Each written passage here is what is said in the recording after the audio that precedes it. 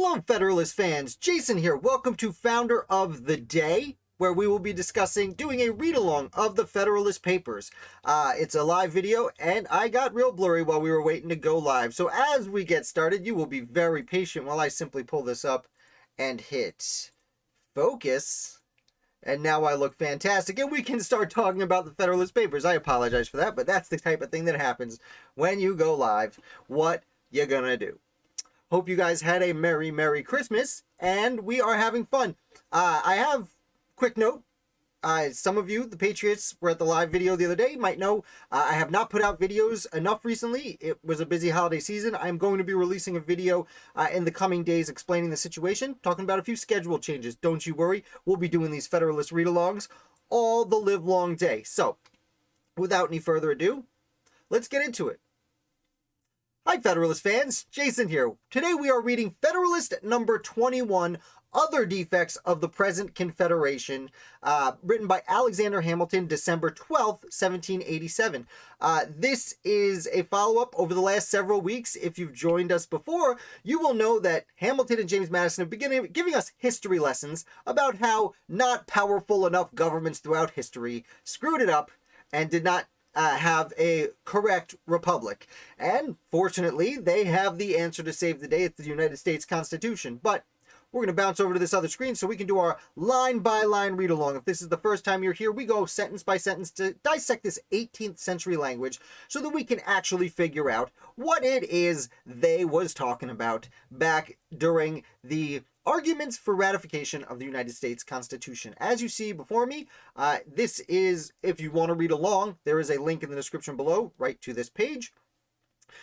As I said, Federalist number 21, Other Defects of the Present Confederation. If it wasn't enough to talk trash about the Articles of Confederation for 6 consecutive Federalist papers, Hamilton's got a few more notes to chime in. Now, I have read these in the past. It's been kind of a while, so I kind of get the element of surprise as we go along. It's a lot of fun. This is for the Independent Journal, one of 2 newspapers they've been writing for, and as always, it is addressed to the people of the state of New York, because New York was very important to convince to join the Union. Without further ado, let's get into it. Having in the last, and I messed up already. Haven't even gotten to a hard 18th century word yet. Messed up right away. Let's try again. Having, in the 3 last numbers, taken a summary review of the principal circumstances and events which have depicted the genius and fate of other Confederate governments, I shall now proceed in the enumeration of the most important of those defects which have hitherto disappointed our hopes from the system established among ourselves. So, what he's saying here, looking at the last Federalist Papers where we've discussed, as I said, parts of history where there were some good ideas, but mostly bad ideas, we are now going to look at the most important problems in the Confederation itself. To form a safe and satisfactory judgment of the proper remedy, it is absolutely necessary that we should be well acquainted with the extent and malignity of the disease. So if we want to fix the Articles of Confederation, we really need to know what is wrong and how deep those problems run. So Alexander Hamilton's here to let us know just that.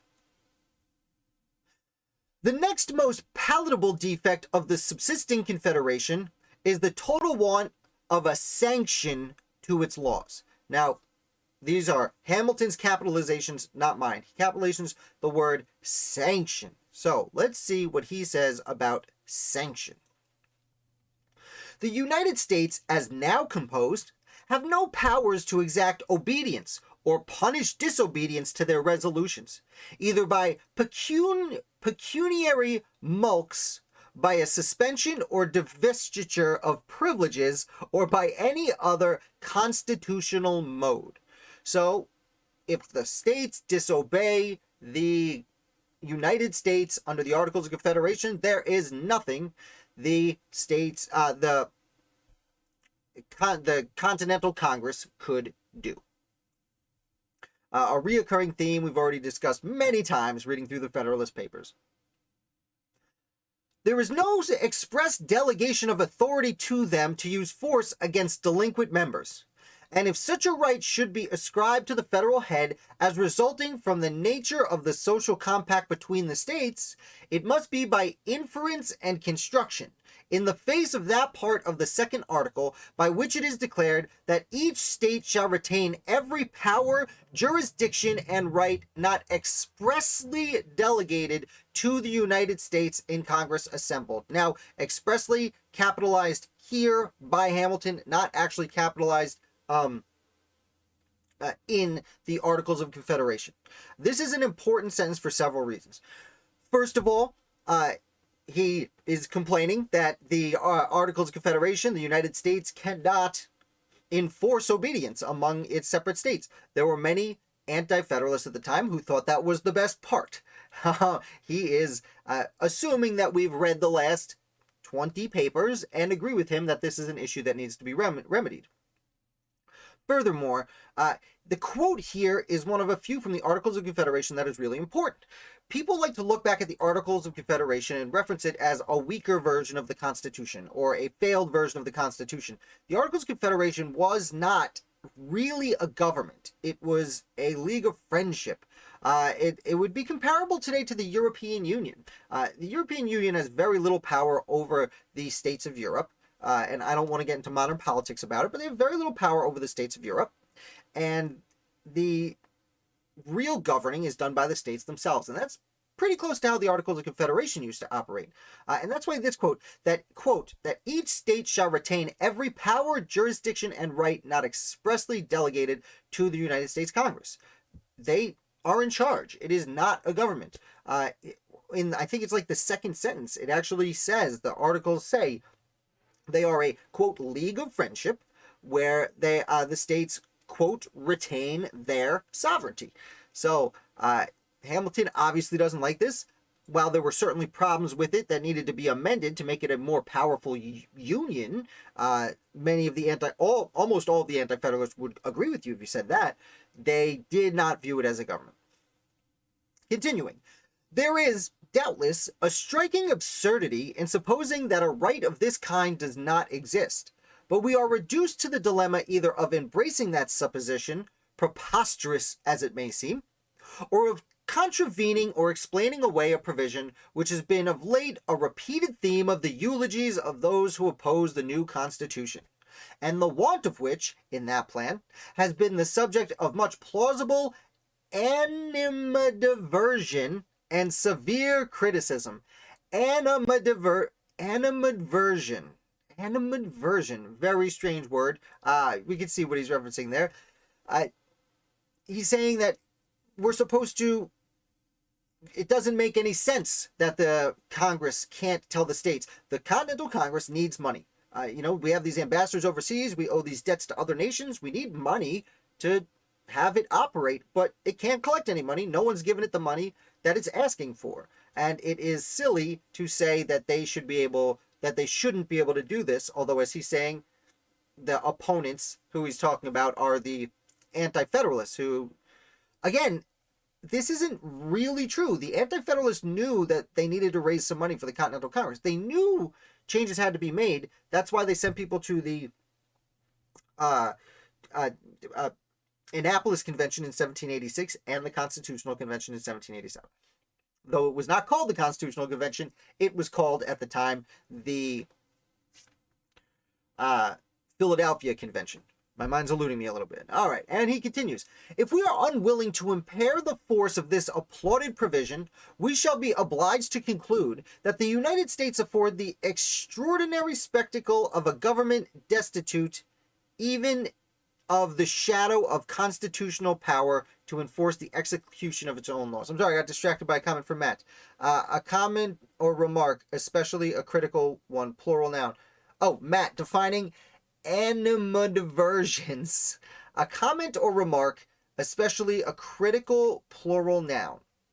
A comment or, okay, so when you say, oh, these much plausible animadversions are,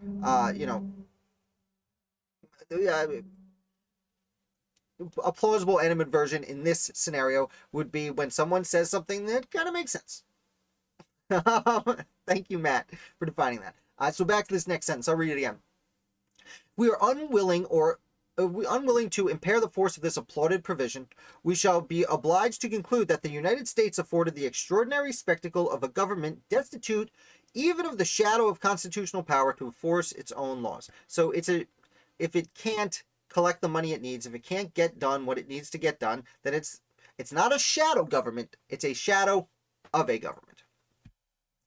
It will appear from the specimens which have been cited that the American Confederacy in this particular stands discriminated from every other institution of a similar kind and exhibits a new and unexampled phenomenon in the political world. So there is no government in the history of the world, he's saying, that actually couldn't do any governing. And still called itself a government. Again, like, it's not like the delegates to the Continental Congress were running around saying, we're in charge of every state. Quite the opposite. That's why it was so powerless. That's why they couldn't get a quorum. No one wanted to go. That's why you see these young men showing up as a political stepping stone. Your Hamilton's in his early 20s. James Madison in his 20s. Rufus King was still a young man, showing up as young men trying to make their name back home by coming to the Continental Congress. Continuing. The one of a mutual guarantee of the state governments is another capital imperfection in the federal plan. So a mutual guarantee. So another problem with the Articles of Confederation is that there is no mutual guarantee of the state governments. Now let's see what he says about mutual guarantee. I'm not entirely sure what he's referencing here. There is nothing of this kind declared in the Articles that compose it, and to imply a tacit guarantee from considerations of utility would be still more flagrant departure from the clause which has been mentioned than to imply a tacit power of coercion from the like considerations. So there's nothing in the Articles of Confederation that would let the states come together to work together, more or less. I know that didn't come out of my mouth right, but because for anyone chiming in late, he is he's discussing a sentence before where the Articles of Confederation basically say they don't have any power. All the power is left up to the states, but there's nothing saying that the states get to keep that power. It's not explicitly stated how they go about that.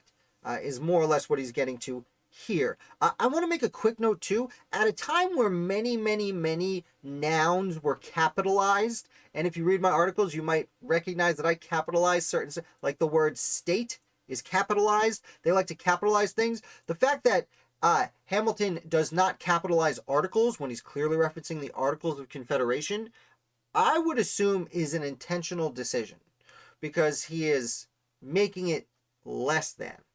When, and not everyone capitalized it every time, but the proper way to do it in publications would have been capitalization. Anyway, just again, this is propaganda. As I always like to say, these are propaganda documents. They are trying to convince the public of a political idea. And so that is a little sneaky way Hamilton might go about things. This is a Hamilton thing to do. The want of a guarantee, though it might in its consequences endanger the Union, does not so immediately attack its existence as the want of constitutional sanction to its laws. So the want of a guarantee he's talking about, I'll be honest, I'm a little bit lost of what he means by this mutual guarantee. The want of a guarantee, though it might in its consequence endanger the Union, immediately attack as existence was want of sanction to its laws. Let's see. He keeps talking about the guarantee. Let's continue. I do apologize. This is one of the few times I found myself not 100% sure what he was defining here. Without a guarantee, the assistance to be derived from the Union in repelling those domestic dangers, which may sometimes threaten the existence of state constitutions, must be renounced. Oh, he's talking about a mutual guarantee to suppress problems from within. He had mentioned earlier that there is no way for the Continental Congress to actually help a state suppress any changes from within. And this is something on the minds of the people at the time. Not only Shays' Rebellion in Massachusetts, there was the paper money riots in New Hampshire. There were several uprisings of regular people at the time trying to get, equality. And the states, one of the arguments for the Constitution is a standing army, and one of the reasons is to help suppress rebellions within the states. And that's, now I've put it together. This is what he's leading to, and that's why up here when he says though a guarantee might endanger the Union, it would help get the states to pay their bills, become part of the Union. So without a guarantee derived from repelling those domestic dangers, which may sometimes threaten the existence of state constitutions, must be renounced. So the state constitutions themselves will be in danger if we don't come together. So usurpation may rear its crest in each state and trample upon the liberties of the people, while the national government could legally do nothing more than behold its encroachments with indignation and regret. So usurpation, meaning the takeover of the government, either a coup from some of the elites or a rebellion from the general populace, it may happen. Hey, again, he's writing to convince people to ratify the Constitution. The people who are given the opportunity to ratify the Constitution are elites who would be scared of risings from the mob, as they put it at the time. So this is essentially a vague threat that, hey, if you don't do something, they might come get you. And while the government could legally, while the Continental Congress could only sit there and watch. Pretty scary, Alexander. A successful faction may erect a tyranny on the ruins of law and order, while no succor could constitutionally be afforded by the Union to the friends and supporters of the government. So, as with many revolutions throughout history, when a revolutionary body takes over, oftentimes that leads to the trampling of rights and liberties. And this is a warning Hamilton's giving here. And the friends of the government, if this happens in a state, the other states can't legally help. They would have to invade. And that is not necessarily any better, as we've learned in some of the recent Federalist Papers. The tempestuous situation from which Massachusetts has scarcely emerged evinces that dangers of this kind are not merely speculative. So the tempestuous situation in Massachusetts is Shays' Rebellion. He's writing this about a year and a half after Shays' Rebellion. Not even. So, as I was referencing earlier, they were very afraid of this kind. And I mean, I wouldn't say that Massachusetts scarcely emerged from it. They suppressed the rebellion pretty hard with the state militia. Who can determine what might have been the issue of her late convulsions if the malcontents had been headed by a Caesar or a Cromwell? So basically, if there was a good general in charge of Shays' Rebellion, not directly talking trash about Daniel Shays. There were actually 4 people, if I'm not mistaken, in charge of the rebellion. Shays is just the one whose name got attached to it. There's not a really good, never heard a good reason as to why Shays is the name that got attached to it when he was just one of 4 leaders. Who can predict what effect a despotism established in Massachusetts would have upon the liberties of New Hampshire or Rhode Island, of Connecticut or New York? So if the Shays rebels were right, and as I said before, revolutions tend to have terrible dictatorships arise out of them, what would happen if that happened in Massachusetts? What's that going to do to their neighboring states? What's that going to do in New Hampshire? What's it going to do in Rhode Island? Great question, Alexander. Why don't you answer it for us? The inordinate pride of state importance has suggested to some minds an objection to the principle of a guarantee in the federal government, as involving an officious interference in the domestic concerns of the members. I'm glad we figured out, I'm sorry it took me so long, I'm glad I figured out what he was referencing with the guarantee. He is saying like a guarantee that the states essentially remain in the Union, and that the Continental Congress or the federal government, as he's referencing it, could keep some control over the situation of the United States. So an inordinate pride of state importance, what he's saying here is some people who think their states are super good, essentially nationalism. He's kind of talking trash about nationalism before nationalism was a thing, but at the state level.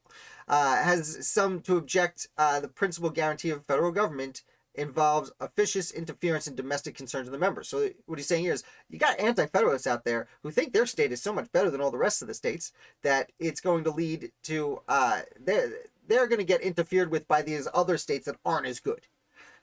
Which, to be fair, he is kind of alluding to the fact that all the states are good. Not as good as the federal government, but they're fine. A scruple of this kind would deprive us of one of the principal advantages to be expected from union, and can only flow from a misapprehension of the nature of the provision itself. So, because we're so concerned with our own states, we're ignoring the good parts of being a union and not letting the good parts of being a union happen. It could be no impediment to reforms of the state constitution by a majority of the people in a legal and peaceable mode. So giving this guarantee to the United States should not mess up anything with the state governments. This right will remain undiminished. So the state governments could still change their constitution, their laws, if the majority of the people want it. The guarantee could only operate against changes to be affected by violence. So again, this guarantee is the guarantee that the federal government will come into the state and protect the state governments from the people themselves if they're not doing it in, as he says, a quote, legal and peaceable manner. Toward the preventions of calamities of this kind, too many checks cannot be provided. So, to make sure the people can't take over their own, I don't want to promote 18th century revolutions, but to make sure the people, Daniel Shays, these veterans who come back to their farms and there's no money around. I'm getting off topic here, but just to put a little context on it, both Massachusetts and New Hampshire had uprisings, and other states had the resemblance of what could be an uprising, because many veteran revolutionaries came home, they went to their farms, hadn't paid bills in a long time because they were fighting a war, hadn't been paid because the Continental Congress couldn't pay them to justify some of Hamilton and Madison's arguments. And also, there was not a lot of money in circulation. It was all being hoarded in the cities. There was no money being passed out to the people. And therefore, you see Shays' Rebellion rise up and others, because it's not that the veterans of the Revolutionary War didn't want to work to pay taxes on their farms. They were working and no one was buying their products. There was no money for people to buy their products with. And they were in a really precarious situation. And to make sure that those people, I guess, get foreclosed on, Hamilton would really like the federal government to prevent them from uprisings. Where the whole power of the government is in the hands of the people, there is less pretense for the use of violent remedies in partial or occasional distempers of the state. So if the state constitutions are written appropriately and the people themselves have power within their state, then they don't need violence to get what they need. They can simply demand the changes, and the changes will be made. The natural cure for an ill administration in a popular or representative constitution is a change of men. So, vote out your crappy leaders and vote in ones you like in your state governments, and that way we won't need the national government to come in with its powers. A guarantee by the national authority would be as much leveled against the usurpations of rulers as against the ferment and outrages of faction and sedition in the community. So that's a quick one off there at the end, which is peculiar. So the guarantee that the national authority, that the federal government will come in and suppress states that are in rebellion, will be used just as much against essentially the leaders of those states as the states themselves. That's a strange thing to say. So it's just going to come in and get rid of state leaders it doesn't like. The principle of regulating the contributions of the states to the common treasury by quotas is another fundamental error in the Confederation. Capitals are his, not mine. He is leaving the topic of a guarantee. I want to go back to this sentence. He's leaving the topic of a guarantee. We've established, it took me a little time, but we've established that the guarantee he's talking about is the guarantee of the federal government to step in at the state level when the state cannot take care of itself. And the entire time he was saying when there is a revolution happening within a state, when there is an insurrection or a popular uprising against the state governments, the federal government will step in and help the state by suppressing its people. Until this last sentence, where he says it will be, quote, as much leveled against the usurpation as rulers. So the federal government will, as often as it will suppress the people from taking over the state, it will, I guess, suppress the rulers. He doesn't say from be damaging to the people living in the state. He just says it will be leveled against the rulers as against sedition in the community. That is a crazy sentence he throws out there. That is a very peculiar sentence he throws out there. Anyway, leaving you that, we're going to leave that behind. Let you ruminate on that for a little bit. The principle of regulating the contribution of the states to the common treasury by quotas is another fundamental error of the Confederation. Capitalized quotas. Quotas, of course, means it looks like he's going to start talking about money. We need this much money. Here's your quota. Here's what you owe. Here's what you owe. He says there's getting contribution by the states is an error. That's not the way to go about it. Its repugnancy to an adequate supply of the national this word I have trouble with every single week. Its repugnancy to an adequate supply of the national exigencies has already been pointed out and has sufficiently appeared from the trial with which it has been made of it. So he's saying here we've discussed national exigencies in previous articles, which is why I continue to have problems with that same word. Quotas on each state is just simply not going to raise enough money to pay for everything, is his argument. Now, we did discuss in Cato, he was saying that, I'm sure Hamilton is about to go into imposts, like taxes being on imports. Cato, who's probably George Clinton, recently we've discussed, said that imports are never going to be enough and you'd have to tax the states. But just wanted to throw that out there. Always like to talk about what the Anti-Federalists were saying at the same time. Skipped one. I speak of it now solely with a view to equality among the states. So he just wants to talk about equality for the states. Those who have been accustomed to contemplate the circumstances which produce and constitute national wealth must be satisfied that there is no common standard or barometer by which the degrees of it can be ascertained. So those who have been able to review the money of the Continental Congress have realized that we're not making enough, essentially.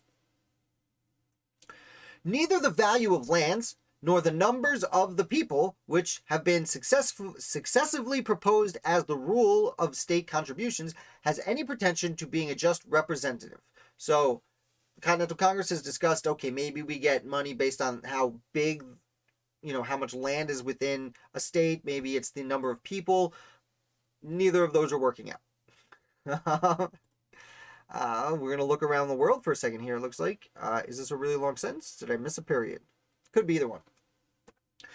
If we compare the wealth of the United Netherlands with that of Russia or Germany or even of France, and if we at the same time compare the total value of lands and the aggregate population of that contracted district within the total value of the lands and the aggregate population of the immense regions of either of the three last mentioned countries, we shall at once discover that there is no comparison between the proportion of either of these two objects and that of the relative wealth of those nations. Okay, to sum that up, if you look around Europe and how big land-wise the nations are, and then you look at how much money those nations have, there's nothing to say that just because you're of a certain size doesn't mean you have a certain amount of money.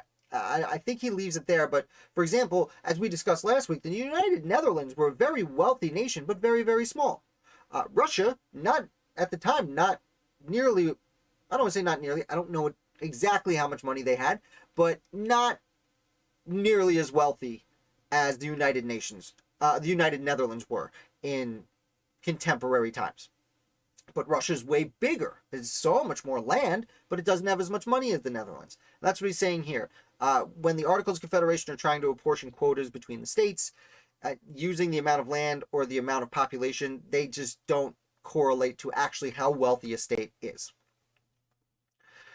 If the like parallel were to be run between several of the American states, it would furnish a like result. So if we did it with, like I just said, if we did it with the states here, it doesn't make a difference to how wealthy they actually are.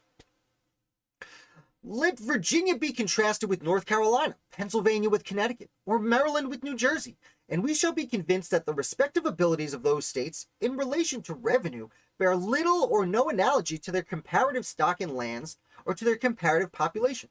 So again, just because there's a lot of people or a lot of land in a state doesn't mean it's necessarily wealthy.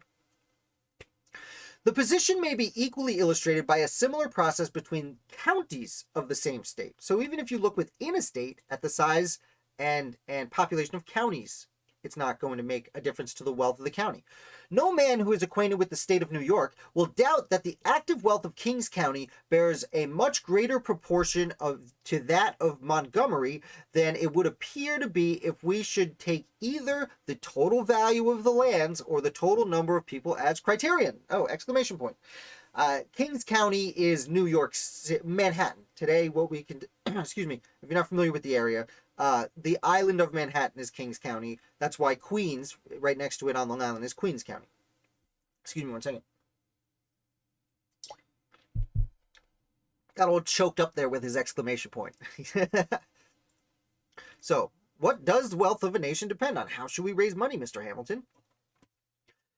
The wealth of nations depends upon an The wealth of nations depends upon an infinite variety of causes. Situation, soil, climate, the nature of productions, the nature of the government, the genius of the citizens, the degree of information they possess, the state of commerce, of arts, of industry.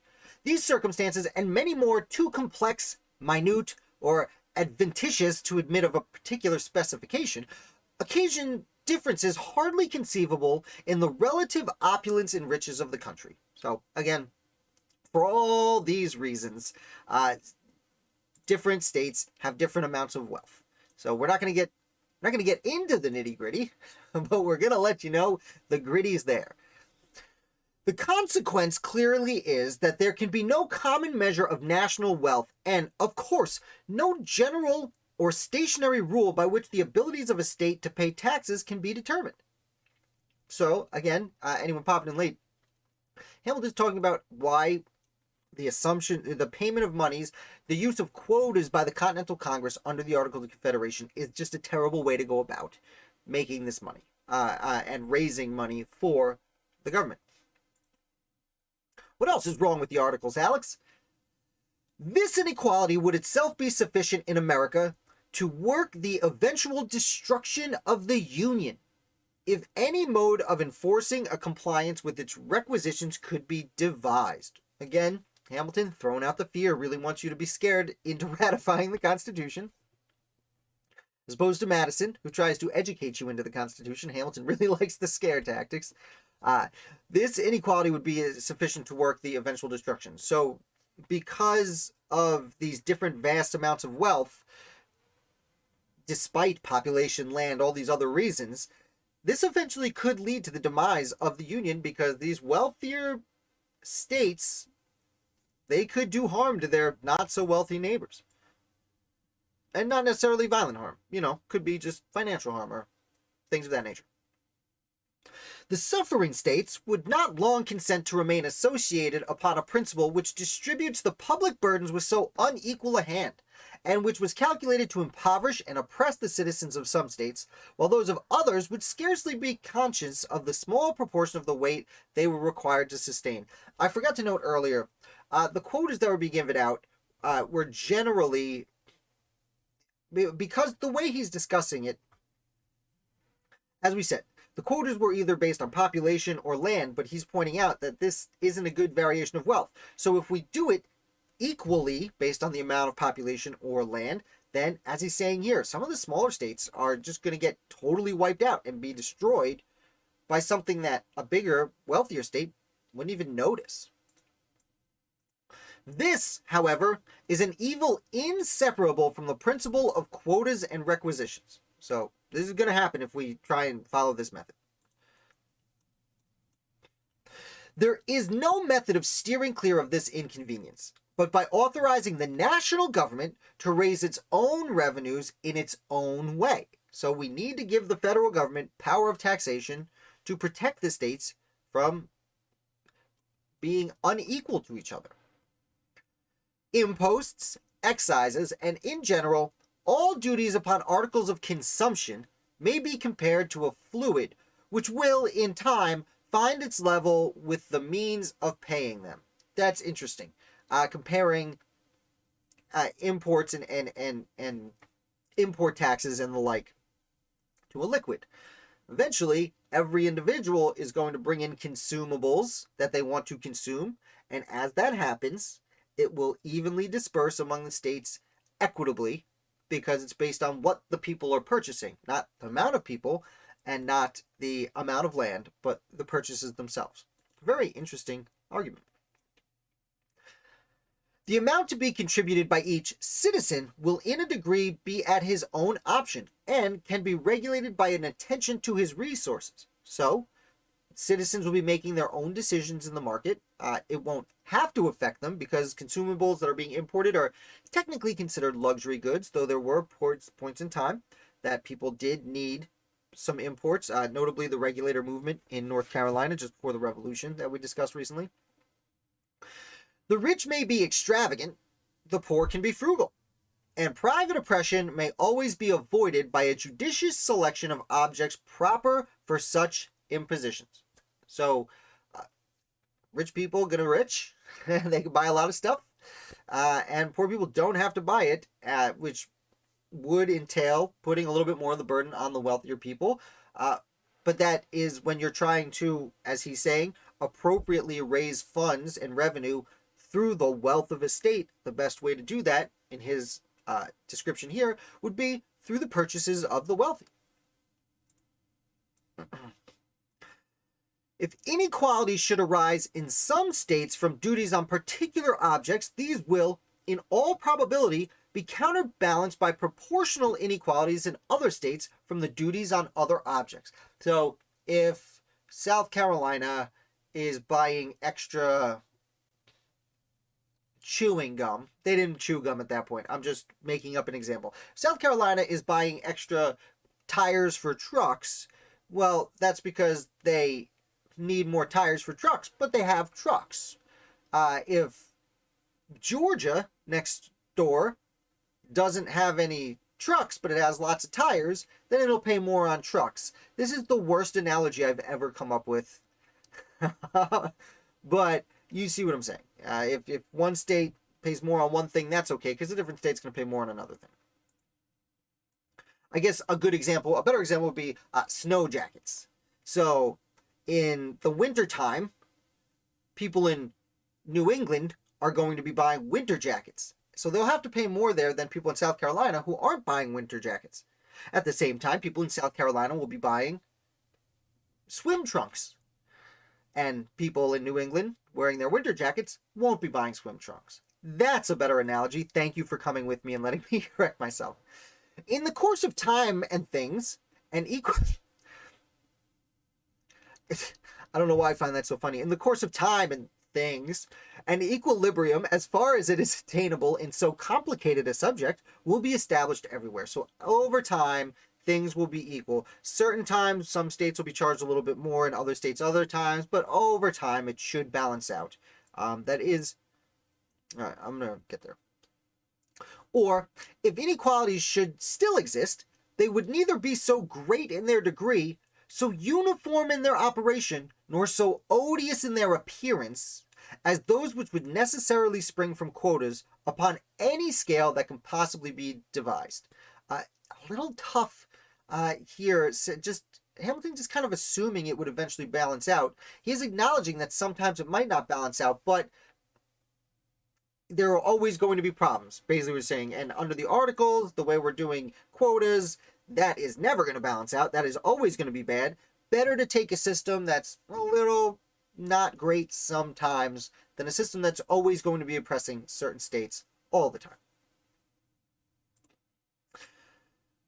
Okay, where are we going here? It is a signal advantage. It is a signal advantage of taxes on articles of consumption that they contain their own. Okay, it is a signal advantage of taxes on articles of consumption that they contain their own nature, a security against excess. I think it's supposed to be single, but either way, it is a signal advantage of taxes on articles of consumption that they contain in their own nature a security against excess. So, if we raise taxes on certain consumables, then people won't be gluttonous. I mean, if they wanted to be gluttonous, I don't see why they couldn't be, but the taxes will prevent their gluttony. That was me on the side there. I'm sorry. Don't want to bring my own bias into this. They prescribe their own limit, which cannot be exceeded without defeating the end proposed. That is, an extension of the revenue. So, national security against excess. They prescribe their own limit. So the taxes on consumption have a limit. There's only so much people can buy without going bankrupt. So there will be a limit on these taxes, which cannot be exceeded without defeating the end proposed. That is, an extension of the revenue. So if you were to exceed the limit, it wouldn't ruin the idea of raising money for the government. So we'll do it anyway. When applied to this object, the saying is as just as it is witty, that in political arithmetic, 2 and 2 do not always make 4. So when you're looking at this, I guess this must have been a common saying at the time. 2 plus 2 is 4. I guess it is a common saying still. This is the old-timey way to say it. In political math, 2 and 2 do not always make 4. So politics don't always make sense. I guess this is what he's saying here. Politics of the economy. If duties are too high, they lessen the consumption.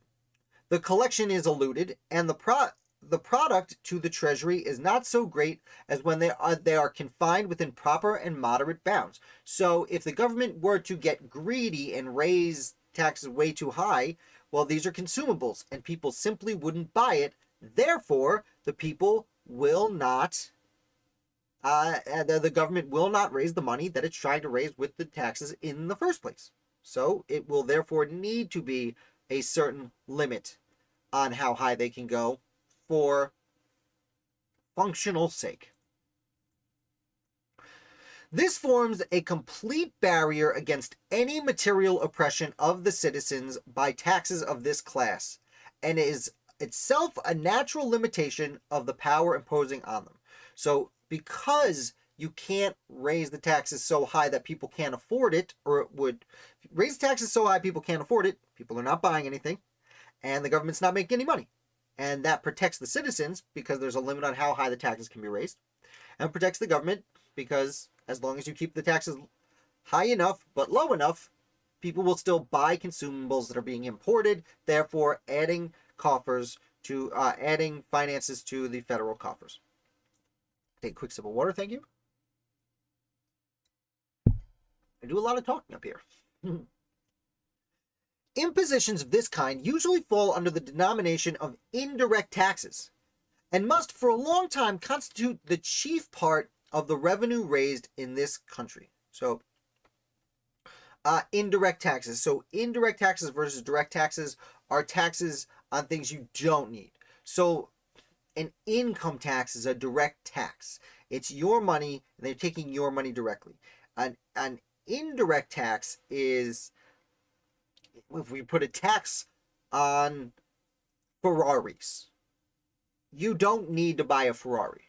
I assure you, as crazy as it might sound, and I try and keep modern politics out of this, but you don't need a Ferrari. You can live with a Lamborghini. So if you put tax on a Ferrari, that is an indirect tax because everyone's not getting it. Only people are choosing to pay, essentially buy a product knowing they get that tax. And he's saying here, must for a long time constitute the chief part of the raising revenue of the country. A long time, not always. So, those of the direct kind, which principally relate to land and buildings, may admit of a rule of apportionment. So, direct taxes aren't necessarily just income tax, weren't for a long time in this country. But if you get taxed on your property, or basically, is also a direct tax. You own this land, you have to pay money, sell your land and leave. May admit of a rule of apportionment. So he is saying that you can apportion, which is essentially divide equally, direct taxes. That was how the quotas were basically working that he was referencing at the beginning of this article. It was a problem, as he admitted, but apparently you can do it sometimes. Either the value of land or the number of people may serve as a standard.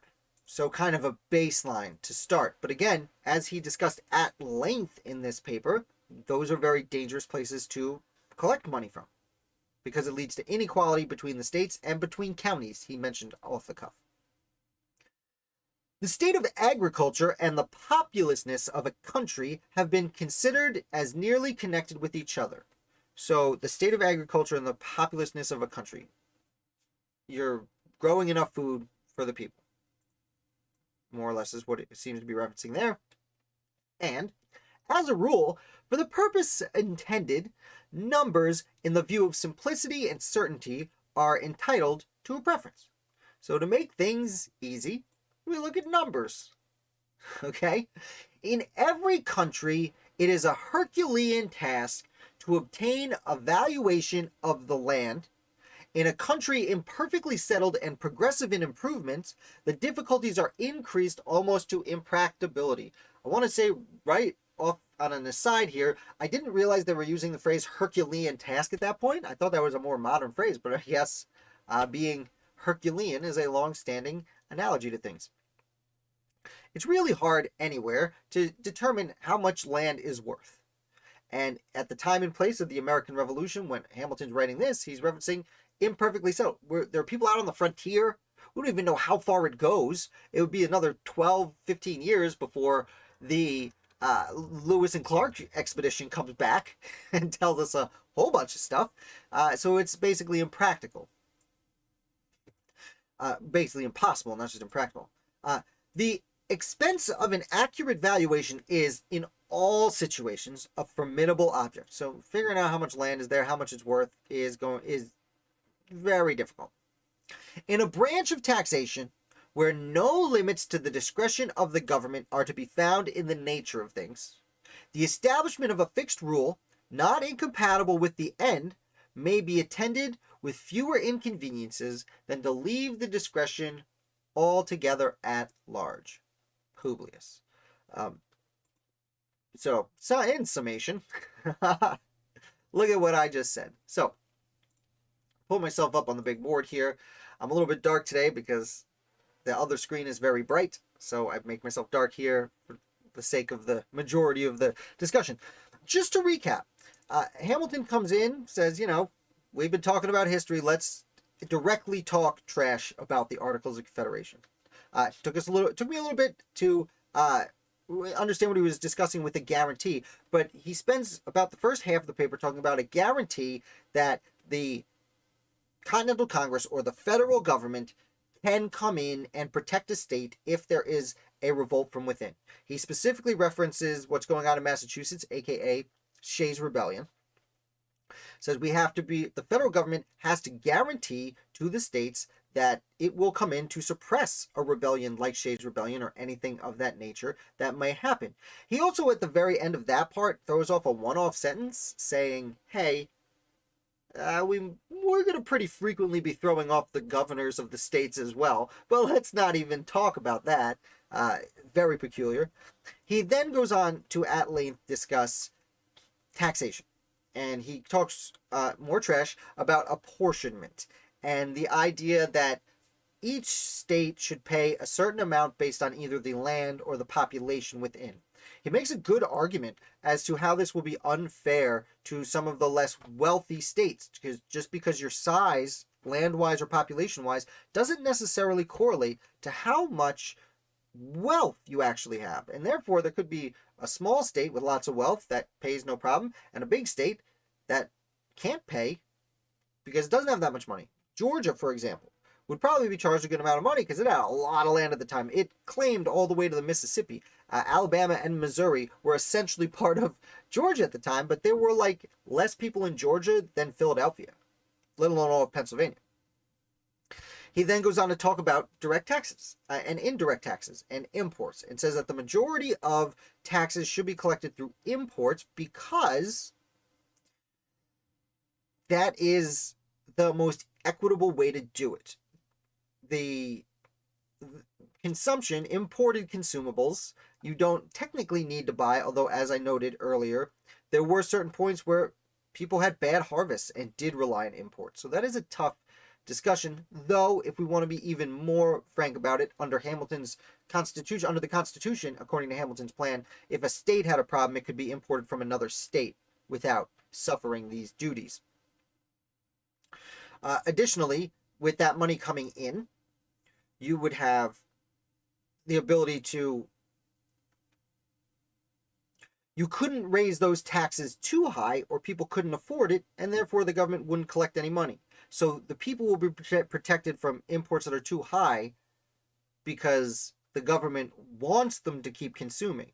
Because having a lot of people consuming with a little bit of taxes is going to raise you more money than no one consuming with sky-high taxes. Pretty simple. And that is essentially it. Now, there was more to it than that. Of course, this is an overview. But if you made it this far, you've watched for 53 minutes, and therefore you understand.